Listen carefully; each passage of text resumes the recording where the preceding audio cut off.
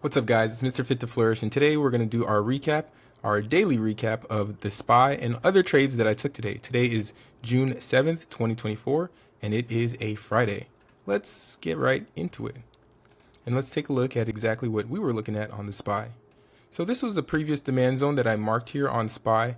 Right now, we're looking at SPY on the 5-minute time frame. And what's going on is we are at all-time highs. We're at all-time highs, and on the daily time frame, we set up pretty nicely. And let me pull that up for you so you can take a look. I want to have two tabs open, one to show the day trades, and then one to show the what it looks like on the daily time frame. So on the daily time frame, what we're looking at here is a pretty nice pronounced move to the upside. And then now we're consolidating sideways. So this is a high probability fair value gap, meaning that when we push up and we don't sell off more than 50% of this move up, when we just kind of hang up here and price consolidates or goes sideways, we're getting what in auction market theory, what you call like balanced pricing. So we're going sideways up here at our highs, and we're holding this previous high, which is really nice. We tested it twice and we bounced up. So we're expecting a move to at least 551. And why is that? It's because on the daily time frame, we formed what's called a cup and handle. And we talked about this yesterday and a couple days before, but it's forming pretty nicely and we're moving to the upside. So we're expecting a move to 551 on SPY. Now, let's take a look at the daily or the 5-minute time frame, what we did today. So this is today. We gapped down to here. So we finished the day yesterday at 534.61, gap down to 533.66. So almost a $1 gap down. Not a big move on SPY. So whenever we get less than like a $3 gap, we're gonna fill that gap most likely on SPY. If it's more than a $3 gap, there's a lot of momentum, so it's gonna usually continue and not fill. So here we got $1 sell off, and then this first bar, the first 5 minutes, we sold off. So we sold off to the downside here, created a micro double bottom. I talk about micro double bottoms a lot, and it happened in this demand zone. So in this, some people call it an order block. So this is in this order block or this demand zone. So we had a micro double bottom form in this demand zone, and we ended up pushing back to the upside. We then took out this high, which was the day's high because we just started there. So we took out the open and pushed up. And what happens is this pink line is my AVWAP, and the pink line pushed up past the yellow line, which is the 20 MA. And tomorrow I'm going to go over in the video, I'm going to go over everything about my technical analysis, how I take trades as requested by a ton of people. So we crossed over VWAP and the 20 MA, and I ended up getting in right in here. So although they're not the best trend bars, we had a lot of momentum and we already tested the downside. Typically, if we do something once, we're going to go the other way. So we tried moving down here, we pushed up, broke past that. We're at all-time highs. We're holding pretty nicely. We have a lot of consolidation here from previous days. So we have a lot of balanced price. So we're moving to the upside.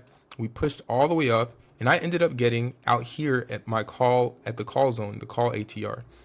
Because if we move from this yellow line, which is the sell ATR, to this middle point, which is the close of the previous day, all the way to this blue ATR, that's 2 ATRs away, like 2 average true ranges, 2 moves. So typically, any stock will move like 1 ATR in a day, 1 to maybe 1.5. If we're moving 2 ATRs, we're pretty much overstretched. We're a little bit overbought, if you want to say. So we moved up really quickly. And I ended up selling really close to this high because I saw we were slowing down pretty nicely. And then what happens is we form this topside wick. And I say this in every video. Topside wick means we have sellers stepping in. We formed a micro double top. So micro double top and micro double bottoms indicate reversals, the biggest indicators of reversals. And we barely squeaked into this call zone. So then we ended up falling from the sky. So my plan was to watch for the rest of the day because we showed a little bit of weakness early on, was to watch for a trend line break. And it looked like this trend line was forming here. So it literally, we kept pulling back to this trend line. And later on in the day, the entire market started to show weakness. And what I ended up doing was I was actually waiting for that trend break, but I missed it because I was watching AMD. And every day I've been doing this on AMD around 11 o'clock. Around 11 o'clock on AMD, typically we get that sell-off, but today it was it was closer to 2 o'clock. And what I saw that push to the downside, and I entered, since it's Friday, I entered in on 0 DTE options. And what do I look for? I look for that VWAP crossover, but I need the VWAP to get below the 20 MA. And that's all I'm looking for. I'm not looking for taking, if it crosses just VWAP or just the 20, like, no.